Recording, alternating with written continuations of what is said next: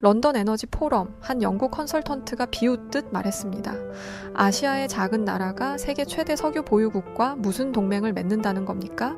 회의실 곳곳에서 동조의 웃음이 터져 나왔습니다.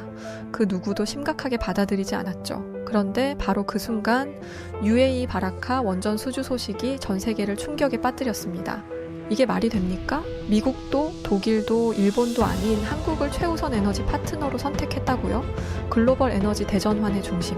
과연 작은 나라 한국이 어떻게 세계 최강 산유국의 마음을 사로잡았을까요? 이야기 시작 전 구독과 좋아요 한 번씩만 눌러주시면 영상 제작에 큰 도움이 됩니다. 그럼 그 놀라운 이야기 지금 시작합니다. 안녕하세요. 저는 니콜라스 트레버입니다. 닉이라고 불러주세요. 올해 50살인 저는 영국에서 태어나 25년간 에너지 분야에서 국제 컨설턴트로 일해왔습니다. 현재는 글로벌 에너지 전략 연구원에서 일하고 있죠. 제가 이번에 한국 땅을 밟게 된 것은 매우 특별한 이유 때문입니다. 바로 사우디아라비아와 한국 간의 에너지 협력 프로젝트를 취재하기 위해서입니다. 인천공항에 도착했을 때 그 느낌을 잊을 수가 없어요. 공항에서부터 느껴지는 한국의 첨단 기술과 효율성은 정말 인상적이었습니다. 서울로 향하는 고속도로를 달리며 차창 밖을 바라보는데 25년간 세계 각국의 에너지 프로젝트를 보며 일해온 제게도 한국은 새로운 경험이었어요. 특히 사우디아라비아가 한국을 이토록 신뢰하는 모습은 처음 보는 것이었거든요. 영국에서 일하면서 저는 중동 국가들과의 에너지 협력을 많이 봐왔습니다. 하지만 대부분이 전통적인 석유 거래나 일회성 프로젝트에 그쳤어요.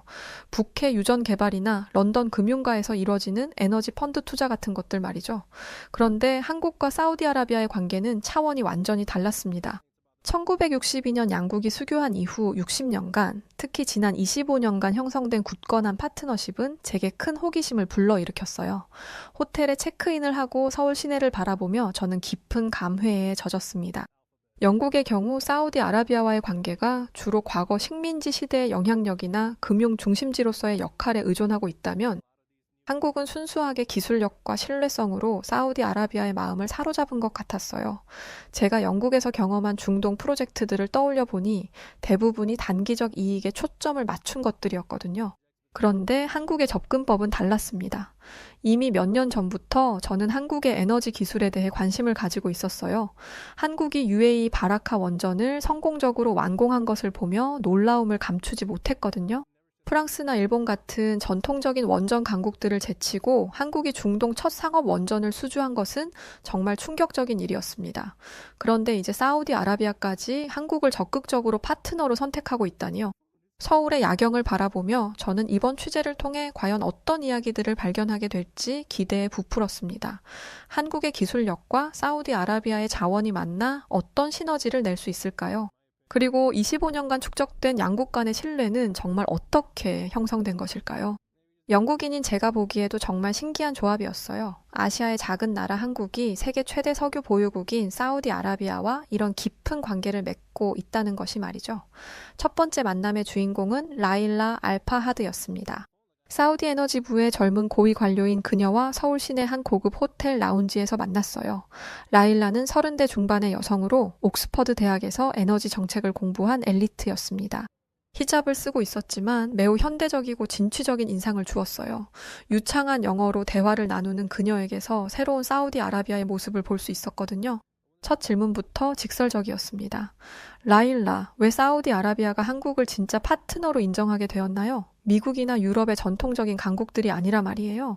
닉, 그 질문이야말로 핵심이에요. 사우디아라비아는 석유 산업 의존에서 벗어나야 한다는 절박함이 있었거든요. 모하메드 빈 살만 왕세자가 추진하는 비전 2030 프로젝트가 바로 그 증거죠.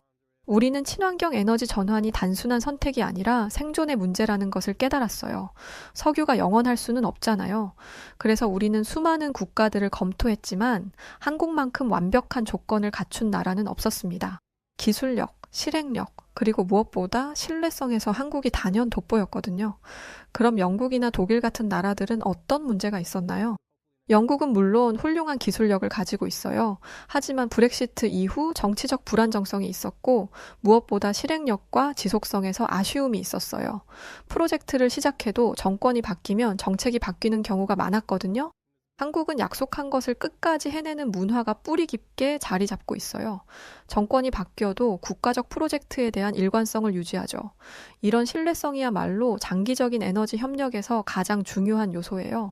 라일라가 특히 강조한 것은 한국의 수소 에너지와 스마트 그리드 기술이었습니다.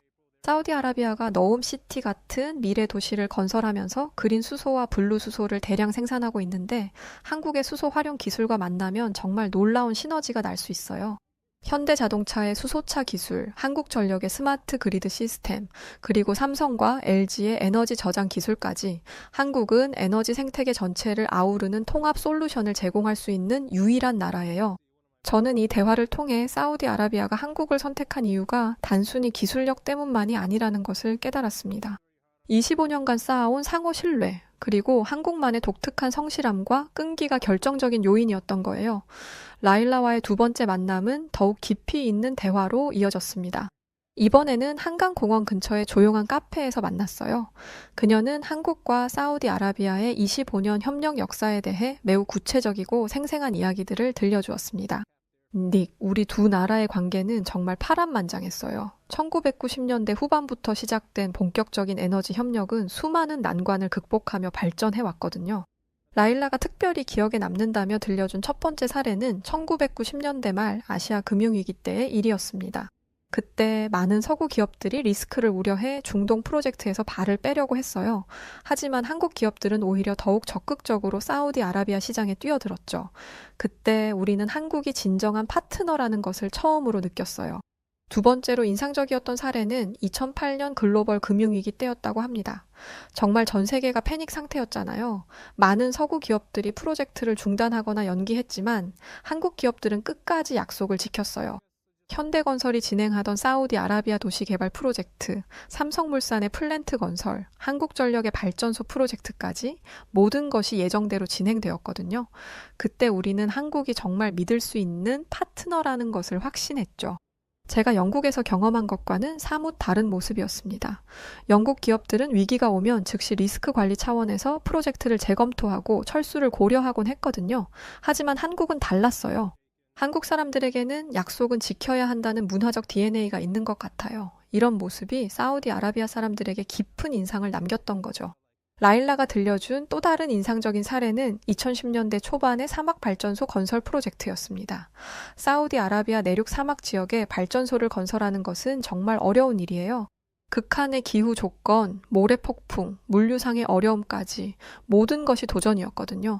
하지만 한국 기업들은 포기하지 않았어요. 특히 다산 DTS가 사우디아라비아 자프라일 발전소에 공냉식 응축기를 성공적으로 납품한 사례는 정말 놀라웠다고 했습니다. 사막의 모래바람 속에서도 완벽하게 작동하는 설비를 만들어낸 것이죠. 이런 기술력과 끈기를 보며 우리는 감탄할 수밖에 없었어요. 라일라는 한국 기업들의 기술력도 물론 뛰어나지만 무엇보다 포기하지 않는 정신력이 우리를 감동시켰다고 말했습니다. 프로젝트 중에 예상치 못한 문제가 생겨도 한국 사람들은 밤낮 없이 해결책을 찾았어요. 이런 모습을 보며 우리는 한국과 함께라면 어떤 어려움도 극복할 수 있다는 확신을 갖게 되었죠. 이런 수많은 성공 사례들이 쌓이면서 사우디아라비아 내에서 한국에 대한 신뢰는 점점 더 깊어졌고 지금의 전략적 파트너십으로 발전할 수 있었던 것입니다. 세 번째 만남에서 라일라는 저를 한국의 첨단 수소 연구소로 안내했습니다. 판교에 위치한 이 연구소는 정말 미래적인 모습이었어요. 거기서 만난 것은 제가 영국에서 보아온 것과는 차원이 다른 놀라운 기술력이었습니다. 한국의 친환경 에너지 기술, 특히 수소 에너지와 스마트 그리드 분야의 혁신은 정말 감탄스러웠어요.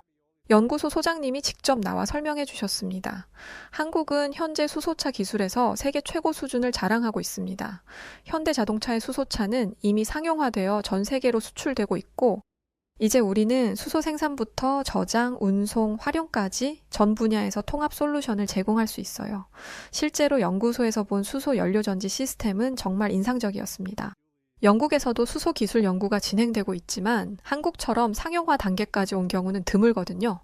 라일라가 특히 관심을 보인 것은 한국의 스마트 그리드 기술이었습니다. 사우디아라비아는 광활한 영토를 가지고 있어서 전력 공급의 효율성이 매우 중요해요. 전통적인 전력망으로는 한계가 있거든요. 그런데 한국의 스마트 그리드 기술은 우리의 이런 지리적 특성을 완벽하게 해결해 줄 수 있어요. 연구소 관계자가 보여준 스마트 그리드 시연은 정말 놀라웠습니다. 실시간으로 전력 수요를 분석하고 자동으로 공급을 조절하는 시스템이 완벽하게 작동하고 있었거든요. 제주도에서 실증된 한국형 스마트 그리드에 대한 설명도 들을 수 있었습니다. 한국전력공사와 국내 기업들이 참여한 이 프로젝트는 지능형 소비자, 지능형 운송, 지능형 신재생, 지능형 전력망, 지능형 서비스의 5개 분야로 구성되어 있었어요. 168개 기업이 참여한 대규모 프로젝트였는데 그 규모와 완성도가 정말 대단했습니다. 영국에서도 스마트 그리드 연구가 진행되고 있지만 한국처럼 실제 지역에서 통합적으로 실증한 사례는 찾기 어려웠어요. 라일라는 한국의 기술은 단순히 이론적 수준이 아니라 실제 현장에서 검증된 살아있는 기술이라고 평가했습니다. 사우디아라비아가 너움시티 같은 미래 도시를 건설할 때 이런 검증된 기술이야말로 가장 필요한 것이거든요. 또한 한국의 원전 기술력도 빼놓을 수 없는 강점이었습니다. UAE 바라카 원전의 성공적인 완공과 운영은 사우디아라비아에게 한국의 원전 기술에 대한 확신을 주었거든요. 연구소에서 만난 한국 연구진들의 열정도 인상적이었어요. 밤늦게까지 사우디아라비아 프로젝트를 위한 기술 개발에 매진하는 모습을 보며 저는 이들의 헌신이야말로 25년 신뢰의 바탕이라는 것을 깨달았습니다. 한국의 APR 1400 원전 기술은 안전성과 경제성을 모두 갖춘 차세대 원전으로 평가받고 있었는데 이미 UAE에서 그 우수성이 입증된 상태였죠. 라일라는 한국의 기술력은 이제 세계 최고 수준이라고 자신 있게 말할 수 있다며 감탄했습니다. 한국에서의 취재가 본격화되면서 저희 가족에게도 예상치 못한 변화들이 일어났습니다. 아내 제이는 영국에서 환경단체에서 일하는 사회운동가예요. 평소 일과 삶의 균형을 매우 중시하는 그녀가 한국에 와서는 문화적 차이로 인한 어려움을 많이 겪었어요. 특히 한국의 빠른 업무 속도와 치열한 경쟁 문화, 그리고 늦은 시간까지 이어지는 업무 관행에 적응하기가 쉽지 않았거든요. 어느 날 저녁 호텔 방에서 제인이 힘들어하며 말했어요. 닉, 한국 사람들은 정말 쉴 틈이 없는 것 같아. 밤 11시가 넘어서도 사무실에 불이 켜져 있고 주말에도 업무 연락을 주고받고 이게 정상적인 삶이라고 할 수 있을까? 저도 처음에는 제인의 말에 공감했습니다. 영국에서는 오후 5시가 되면 대부분의 사무실이 문을 닫고 주말에는 업무 관련 연락을 하지 않는 것이 당연한 문화니까요. 워라밸을 중시하는 영국 문화에 익숙한 저희에게 한국의 업무 문화는 확실히 충격적이었어요. 하지만 취재를 진행하면서 제가 점차 깨달은 것은 한국 사람들의 이런 열정과 헌신이야말로 사우디아라비아가 한국을 신뢰하는 핵심 이유라는 것이었습니다. 라일라와의 대화에서도 이런 부분이 자주 언급되었거든요. 한국 사람들은 일에 대한 책임감이 정말 강해요. 프로젝트가 끝날 때까지 절대 포기하지 않죠. 이런 모습이 우리에게는 매우 인상적이에요. 제인의 변화는 한국 연구원들과 함께 저녁을 먹은 후부터 시작되었습니다. 그날 만난 한국 연구원들은 밤늦게까지 일하면서도 즐거워했어요. 자신들이 하는 일에 대한 자부심과 열정이 넘쳤거든요. 제인은 이 사람들은 단순히 돈을 벌기 위해 일하는 게 아니라 정말 자신들의 일을 사랑하는 것 같다며 놀라워했습니다. 점차 제인도 한국 문화를 이해하기 시작했어요. 한국의 끈기와 성실함이 단순히 과로나 강박이 아니라 약속을 지키고 완성도 높은 결과를 만들어내려는 의지에서 나온다는 것을 알게 된 거죠. 특히 사우디아라비아 프로젝트에 참여하는 한국 연구원들의 모습을 보며 제인은 큰 감명을 받았어요. 이 사람들은 단순히 자국의 이익만 생각하는 게 아니라 정말로 사우디아라비아의 발전을 위해 최선을 다하고 있어. 어느 날 제인이 한국 가족들과 함께 저녁을 먹은 후 말했습니다. 이제야 알겠어. 한국 사람들의 이런 열정과 헌신이 25년간 사우디아라비아의 신뢰를 얻을 수 있었던 비결이구나. 영국 사람들처럼 개인주의적이고 계약에만 충실했다면 이런 깊은 신뢰 관계는 불가능했을 거야. 우리 가족의 이런 변화는 마치 한국과 사우디아라비아 관계의 축소판 같았어요. 처음에는 서로 다른 문화와 가치관으로 인한 충돌이 있었지만 시간이 지나면서 서로를 이해하고 존중하게 되었거든요. 라일라와 함께 참석한 서울에서 열린 국제에너지 포럼은 정말 인상적인 경험이었습니다. 코엑스에서 열린 이 포럼에는 전 세계 50여 개국의 에너지 관련 정부 관계자와 기업 대표들이 참석했어요. 저는 거기서 한국의 독특하고도 전략적인 위치를 확실하게 확인할 수 있었습니다. 미중 갈등이 심화되는 가운데 많은 국가들이 어느 한쪽을 선택해야 하는 압박을 받고 있었거든요. 하지만 한국은 완전히 달랐습니다. 포럼에서 만난 각국 대표들은 모두 한국을 중립적이면서도 신뢰할 수 있는 파트너로 인식하고 있었어요. 특히 인상적이었던 것은 중국 에너지부 대표와 미국 에너지부 차관이 모두 한국과의 에너지 협력에 대해 긍정적으로 언급한 것이었습니다. 일반적으로 미중 갈등 상황에서는 이런 일이 쉽지 않거든요.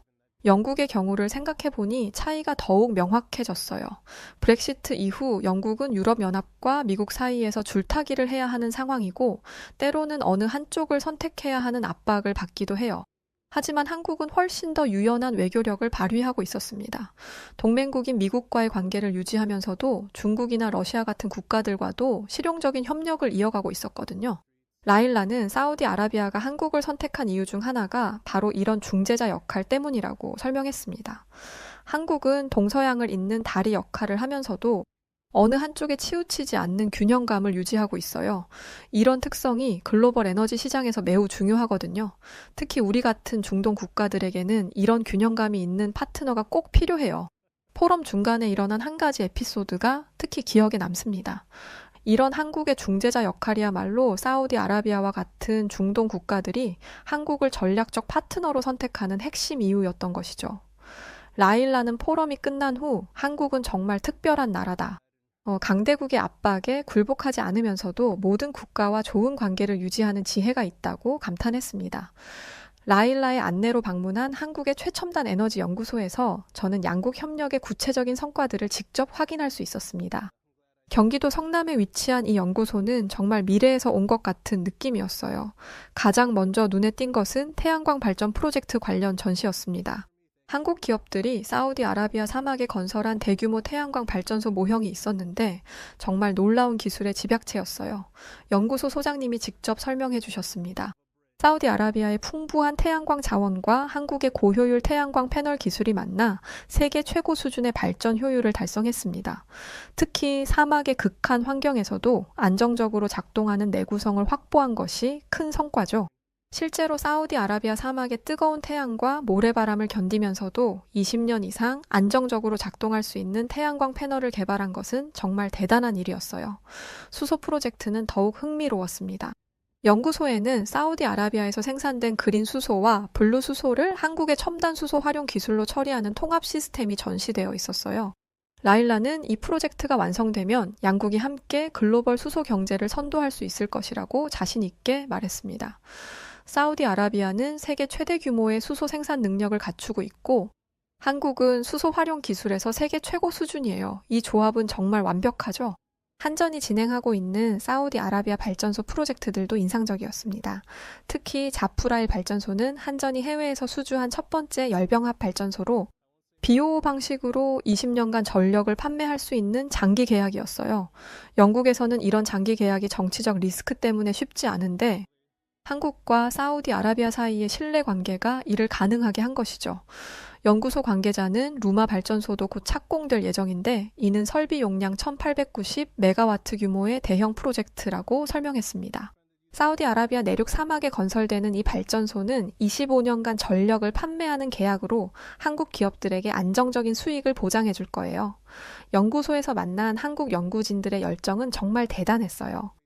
밤 10시가 넘은 시간에도 사우디아라비아 프로젝트를 위한 기술 개발에 매진하는 모습을 보며 저는 이들의 헌신이 바로 25년 신뢰의 바탕이라는 것을 다시 한번 깨달았습니다. 미래 계획도 매우 구체적이고 야심찼습니다.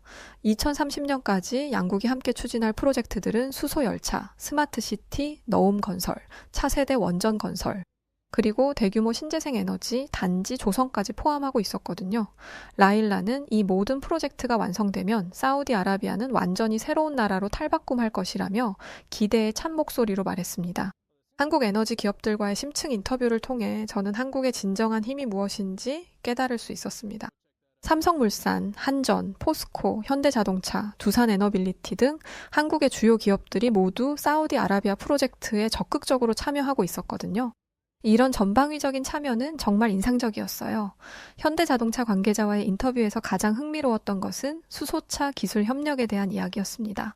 우리는 단순히 수소차를 사우디아라비아에 수출하는 것이 아닙니다. 사우디아라비아가 생산하는 수소를 활용해 우리가 개발한 수소차를 현지에서 운영하고 나아가 현지 생산까지 고려하고 있어요. 이는 진정한 기술 협력이자 상생의 모델이죠. 영국 자동차 산업이 브렉시트 이후 어려움을 겪고 있는 것과는 대조적으로 한국은 새로운 기술로 새로운 시장을 개척하고 있었습니다. 포스코의 경우는 더욱 혁신적인 접근을 하고 있었어요. 포스코 관계자는 우리는 수소 생산과 철강 기술을 결합한 혁신적인 프로젝트를 사우디아라비아에서 진행하고 있습니다. 철강 생산 과정에서 나오는 부산물을 활용해 수소를 생산하고 이를 다시 철강 생산에 활용하는 순환 시스템을 구축하는 거죠. 라고 설명했습니다. 영국의 철강 산업이 중국의 저가 공세에 밀려 쇠퇴하고 있는 것과는 대조적으로 한국은 전통 산업과 신기술을 결합해 새로운 돌파구를 찾고 있었어요. 삼성물산은 네어홈 시티 건설에 참여하면서 스마트 시티 기술의 총집 합체를 선보이고 있었습니다. 네오홈 시티는 단순한 도시가 아니라 미래 도시의 모든 기술이 집약된 실험장입니다. 우리의 건설 기술, IT 기술, 에너지 기술이 모두 결합되어 세계 최초의 진정한 스마트 시티가 탄생할 거예요. 한국 정부의 역할도 정말 인상적이었습니다. 산업통상자원부가 주도하는 한사우디 비전 2030 위원회는 양국 협력의 컨트롤 타워 역할을 완벽하게 수행하고 있었어요. 2017년 위원회 출범 이후 제조 및 에너지, 디지털 스마트 인프라, 보건 생명과학, 역량 강화, 중소기업 투자 등 다양한 분야에 걸쳐 39개의 협력 사업을 발굴하고 실질적 성과를 거둔 것은 정말 놀라운 일이었습니다. 정부 관계자와의 인터뷰에서 우리는 단순히 기업들의 해외 진출을 돕는 것이 아니라 국가 차원의 전략적 파트너십을 구축하고 있다는 말이 인상적이었어요. 사우디아라비아와의 협력은 단순한 경제 협력을 넘어 양국의 미래를 함께 설계하는 작업이라는 거죠. 한국 국민들의 자부심도 대단했습니다. 제가 만난 연구원, 기업가, 공무원들 모두 사우디아라비아와의 협력에 대해 큰 자부심을 가지고 있었어요. 우리가 중동의 변화를 이끌고 있다는 의식이 모든 사람들에게 깔려 있었거든요. 이런 국민적 자부심이야말로 한국이 지속적으로 우수한 성과를 낼 수 있는 원동력이라는 생각이 들었습니다. 마지막 공식 인터뷰에서 라일라는 저에게 정말 솔직하고 깊이 있는 이야기를 들려주었습니다. 한강이 내려다 보이는 63빌딩 레스토랑에서 만난 그녀의 모습에서는 지난 몇 주간의 만남을 통해 형성된 신뢰감이 느껴졌어요. 닉, 우리가 왜 다른 나라가 아닌 한국을 선택했는지 정말 알고 싶지 않으세요? 그녀의 눈빛에는 확신과 감정이 동시에 담겨 있었습니다.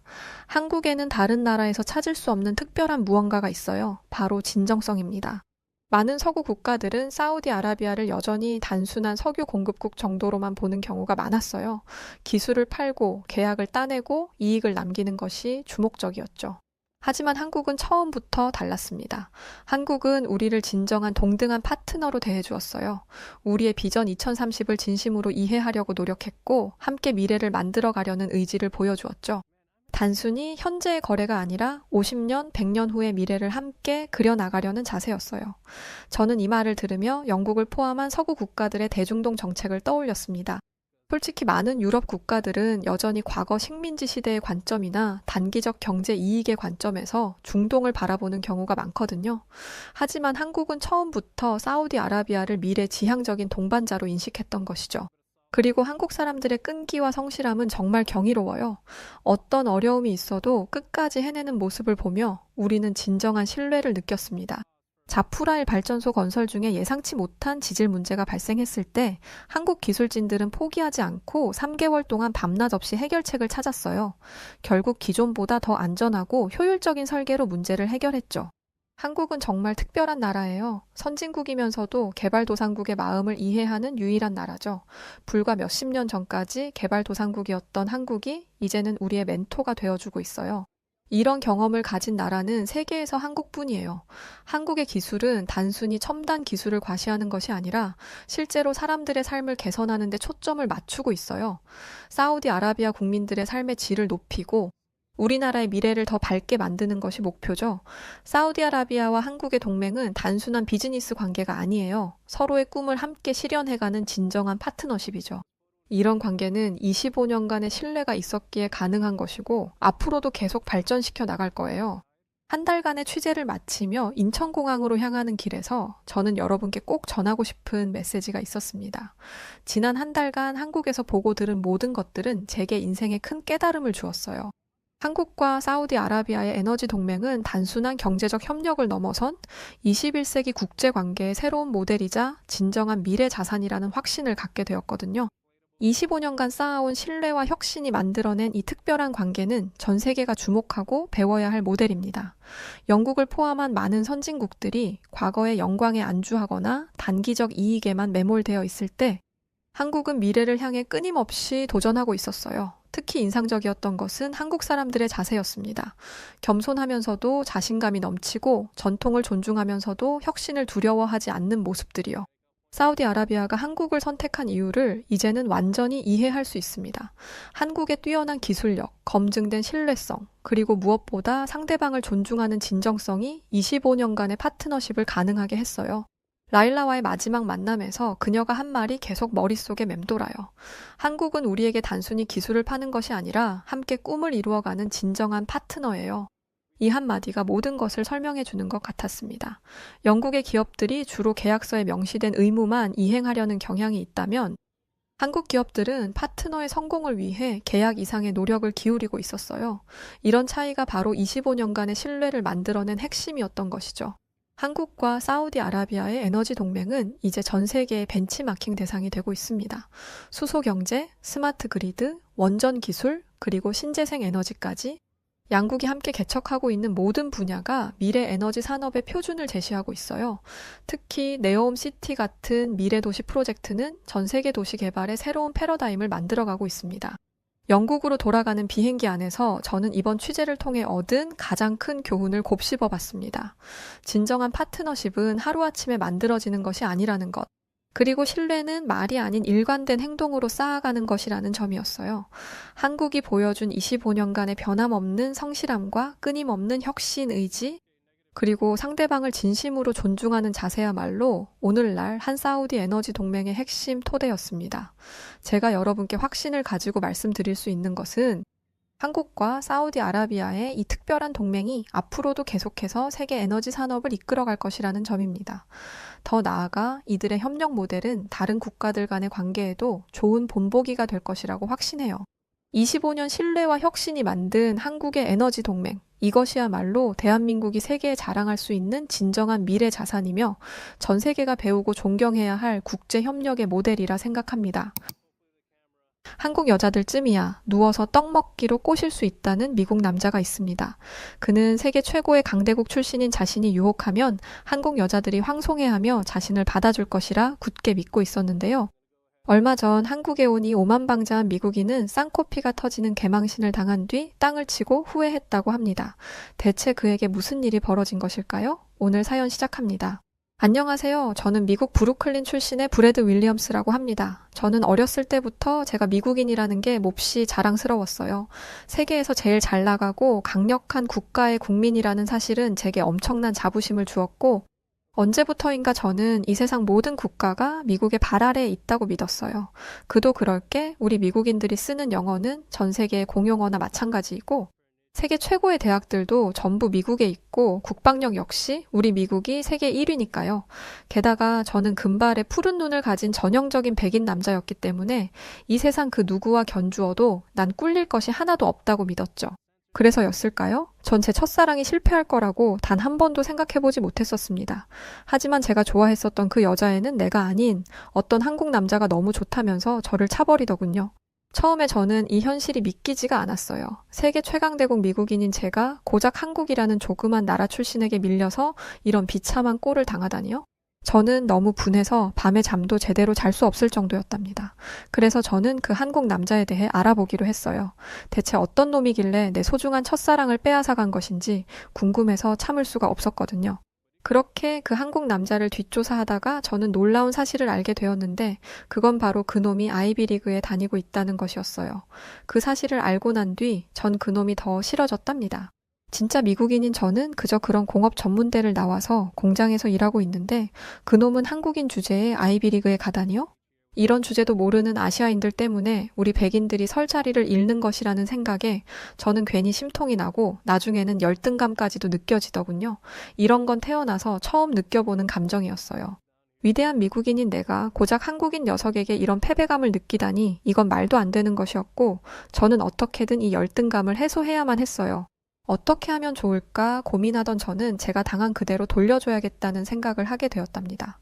한국 남자가 제 아름답고 소중한 첫사랑을 빼앗아 갔으니 저도 한국에 가서 한국 여자를 유혹하는 것이 공평한 것이잖아요. 게다가 저는 세계 1위 국가, 미국의 시민이니 한국 여자를 꼬시는 일쯤이야 아주 가볍고 쉬운 일이라고 생각했습니다.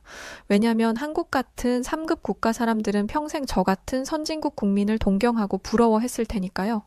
그렇게 저는 한국의 일자리를 알아보기 시작했어요. 그런데 제가 한국행을 준비하는 것을 알게 된 저희 부모님이 이왕 아시아에 갈 거라면 한국이 아닌 일본에 가는 게 어떠냐고 하시더군요. TV에서 보면 일본인들이 아주 예의 바르고 상냥해 보인다면서 말이죠.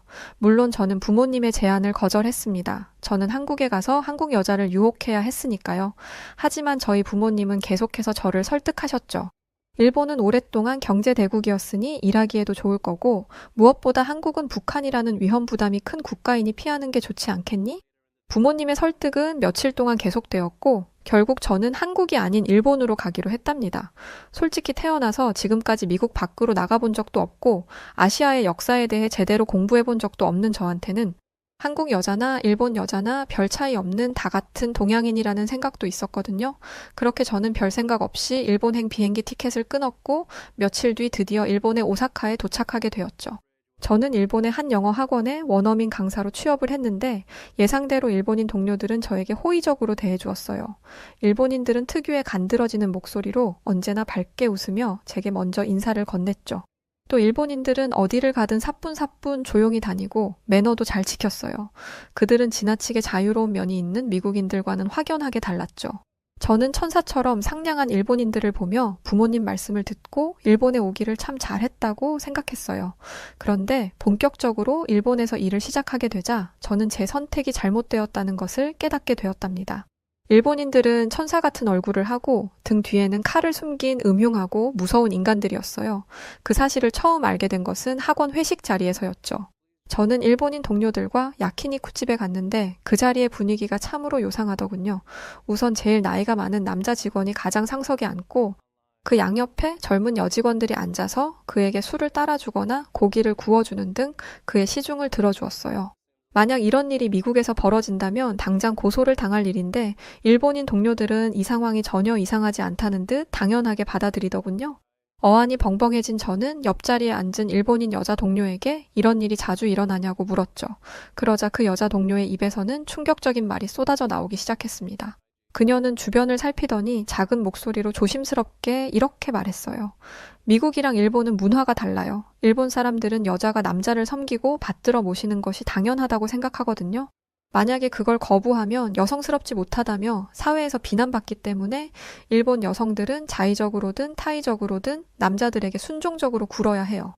그러면서 그녀는 일본에는 여자력이라는 문화가 유행 중이라고 했어요. 아니, 유행을 넘어 열풍을 일으키고 있다고 했죠.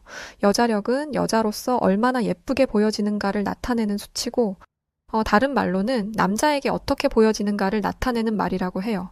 여자력이 높은 여성일수록 남자들에게 폭발적인 인기를 누리기 때문에 일본 여성들은 너나 할 것 없이 여자력을 높이기 위해 혈안이 되어 있다고 합니다. 심지어 일본 서점에 가면 여자력 개발서가 한 벽면을 가득 채우고 있을 정도라고 하더군요. 그 말을 들은 저는 등골이 오싹해지며 온몸에 소름이 돋았어요.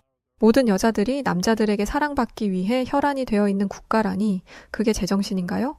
물론 저도 불순한 의도를 가지고 일본에 오기는 했지만 이런 덜 떨어진 여자들을 유혹하고 싶지는 않더군요.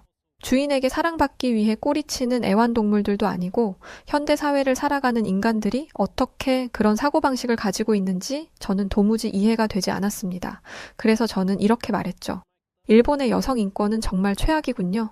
만약에 미국 여자들에게 남자들에게 예뻐 보이고 싶으면 화장 좀 하고 살도 빼 라고 말하면 총에 맞을지도 몰라요. 일본 여자들은 좀 주체적인 성격을 가질 필요가 있겠네요. 제 말을 들은 일본인 동료들은 미소를 지으며 제 말에 동조해 주었어요. 어떤 동료는 브래드 말도 일리가 있어. 이제는 일본도 바뀔 때가 되었지 라며 적극적으로 제 말에 맞장구를 쳐주기도 했죠.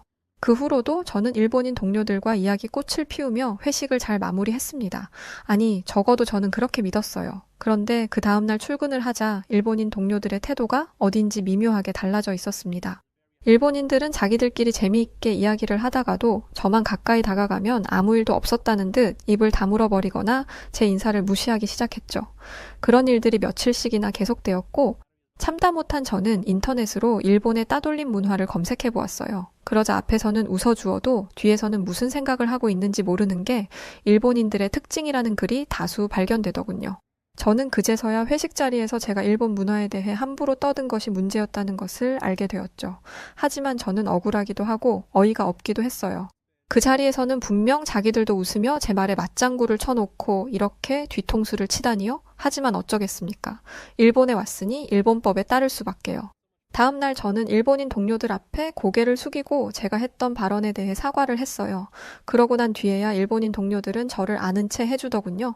물론 전과 같이 편안한 사이로 돌아갈 수는 없었지만 그래도 따돌림 당하는 신세는 면하게 되었죠.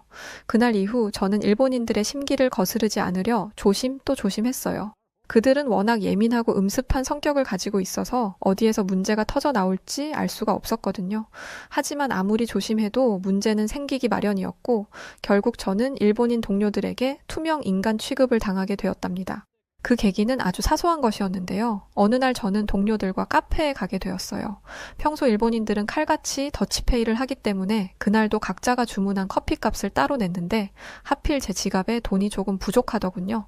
많이도 아니고 딱 100엔이 부족했어요. 하는 수 없이 저는 옆에 있던 한 일본인 동료에게 100엔을 빌려 커피를 사 먹었죠. 다음 날 저는 어제 빌린 100엔을 동료에게 바로 갚았고 그렇게 이 일은 사소한 해프닝으로 끝나는 줄 알았어요. 그런데 그 직후부터 일본인 동료들은 저를 따돌리기 시작했습니다. 마치 이곳에 제가 존재하지 않는 것처럼 일본인들은 철저하게 저를 무시했죠. 아니, 무시하기만 하면 다행이지 나중에는 중요한 스케줄을 공유해주지 않아서 업무에 차질을 빚게 하더군요. 결국 저는 괴롭힘에 지쳐서 일본 내 다른 학원으로 이직을 하려 했어요. 하지만 일본인 동료들은 악랄하게도 다른 학원에 저에 대한 악의적인 소문을 내서 제가 이직도 못하게 만들었습니다. 그들은 저를 이 지옥에 가둬두고 끝없는 괴롭힘을 가할 생각인 것 같았어요. 그런데 일본인들이 저를 이렇게 괴롭힌 이유가 뭔지 아세요? 바로 제가 일본인 동료에게 100엔을 빌려 커피를 사 먹었기 때문이었어요. 일본인 동료의 주장에 따르면 돈이 부족하면 커피를 마시지 말고 그냥 참았어야지. 동료에게 신세를 지는 것은 염치 없는 짓이라더군요. 그 말을 들은 저는 기가 막혀서 말도 제대로 나오지 않았죠. 그러니까 일본인들은 지금 염치 없는 행동을 한 저를 응징하고 있다는 것인데 그게 말이나 되는 이야기입니까? 같은 회사에 다니는 동료끼리 고작 100엔 빌린 일을 가지고 신세를 지내만해 염치가 있네 없네 따지고 드는 것은 누가 봐도 제정신이 아닌 일이잖아요. 하지만 일본인들에게는 이런 상식이 통하지 않았어요. 일본인들은 자신들에게 손톱만큼이라도 손해가 되는 일은 하지 않으려 하는 이기적인 종자들이거든요. 게다가 일본인들은 무리 내에 약자가 있으면 꼭 그를 따돌려서 나머지의 결속을 다지는 끔찍한 습성도 가지고 있었어요. 그러니까 외국인 노동자인 제가 일본인으로 가득한 회사에서 따돌림을 당하는 것은 어찌 보면 처음부터 피할 수 없는 일이었던 거죠. 여기에 더해 일본인들은 업무적으로도 치사한 갑질을 일삼았어요. 그들은 편하거나 좋은 일은 자신들이 도맡아서 하고 하등 쓸모없는 잡일들은 제게 몰아주더군요. 그런 일이 계속될수록 일본인들은 능력이 우수한 사람으로 평가받고 저는 별로 필요 없는 인력으로 평가받게 되었죠. 그렇게 일본인들은 제 노동력을 착취해서 자신들의 성과를 올렸는데 끔찍한 것은 그들에게 이런 일이 아주 익숙해 보였다는 것이었어요. 저는 일본인들의 더러운 습성에 혀를 내둘러야 했죠. 그러던 어느 날 한 일본인 동료가 저를 보며 백인들한테서는 특유의 치즈 누린내가 나라는 말을 하는 게 아니겠어요? 순간 엄청 화가 난 저는 지금 말 다 했냐 고 큰 소리를 치며 그 일본인 동료에게 다가갔어요.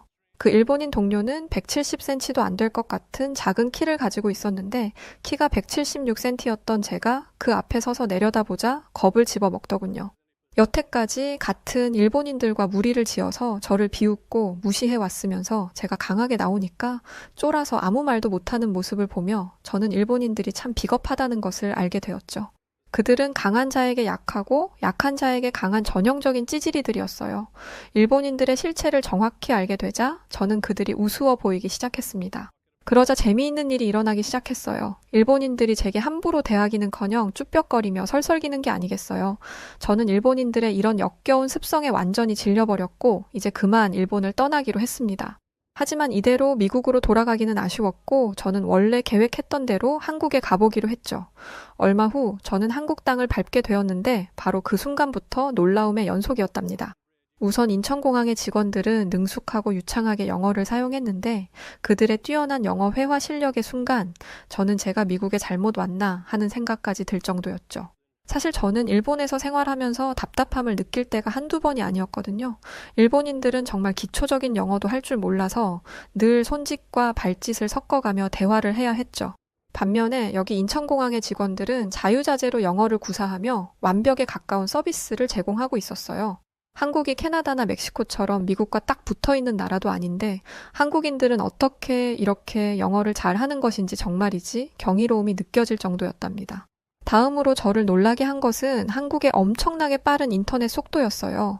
일본에서 지내면서 인터넷 속도에 딱히 불만을 가져본 적은 없었는데 그건 제가 한국의 인터넷을 몰랐기 때문이었어요. 한국의 인터넷 속도는 일본의 인터넷 속도와 비교도 안 될 정도로 빠르더군요. 검색어를 누르면 0.1초 만에 결과가 나오면 물론 동영상도 끊김없이 볼 수 있었죠. 이건 마치 신세계와도 같았어요.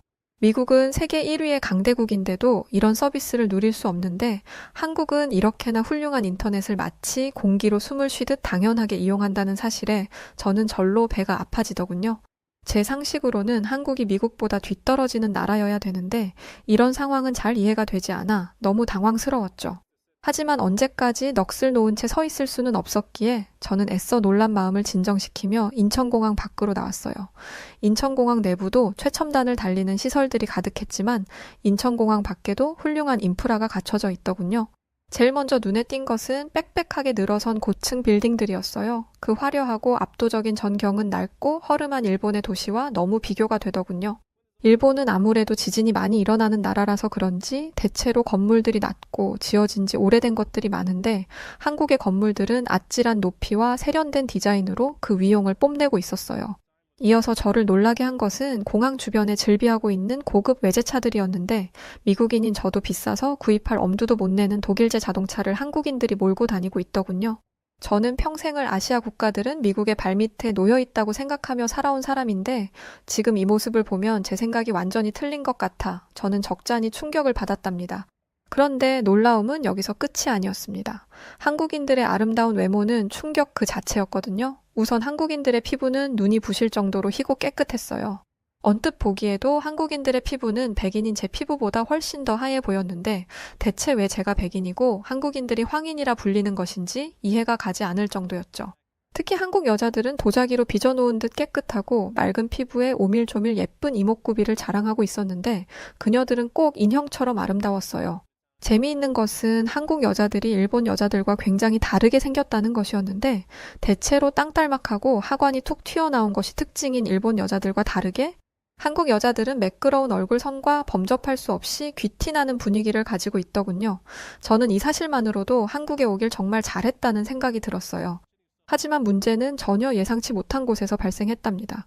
그건 바로 한국 남자들이 제 예상보다 훨씬 멋있었다는 것이었는데 한국 남자들은 대체로 저와 키가 비슷했고 심지어 저보다 키가 크기도 했어요. 이건 정말 예상하지 못했던 일이었죠.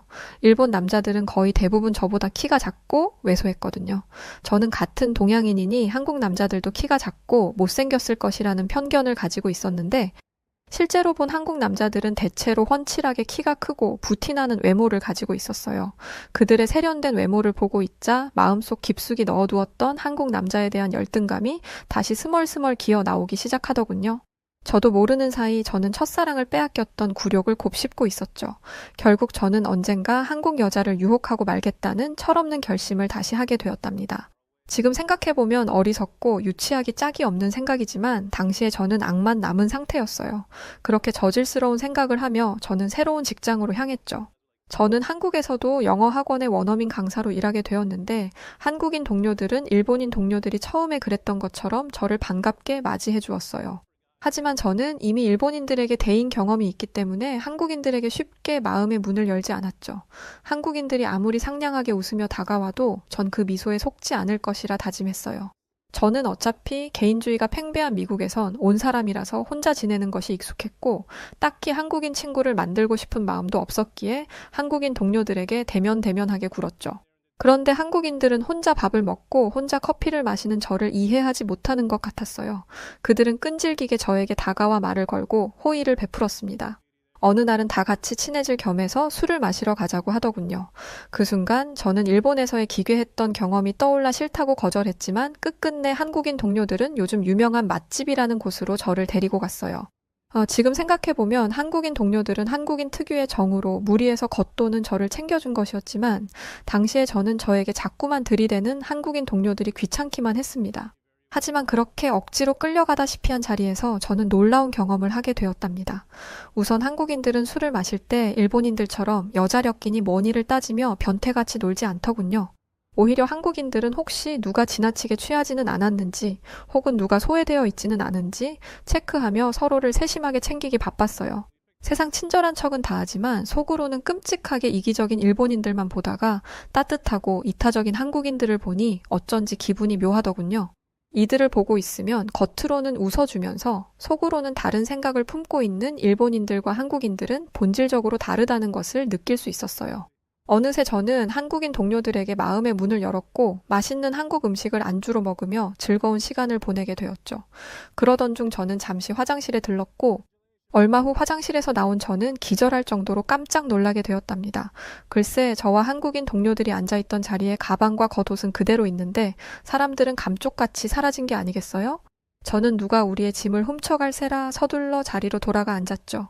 그렇게 얼마나 있었을까? 하나둘씩 자리를 비웠던 동료들이 돌아오더군요. 누구는 잠시 전화를 받으러, 누구는 흡연을 하러, 누구는 화장실을 가러 간 것이었어요. 저는 아무리 볼 일들이 급했어도 그렇지 가방이랑 옷을 두고 가면 어떻게 하냐고 내가 빨리 발견을 했으니까 망정이지 안 그랬으면 다 도둑 맞을 뻔했다고 했죠. 그러자 한국인 동료들은 그럴 일은 절대 없다며 걱정하지 말라고 하더군요. 저는 그 말이 이해가 되지 않아 이렇게 되물었어요. 주인 없는 값비싼 물건이 덩그러니 놓여 있으면 누군가 훔쳐가는 게 당연한 거 아니야? 세계에서 제일 잘 사는 나라인 우리 미국에서도 소매치기를 당하거나 물건을 도둑 맞는 일은 아주 흔하다고. 대체 뭘 믿고 그렇게 자신만만한 건데? 제 질문에 한국인 동료들은 한국인을 믿는다고 답하더군요.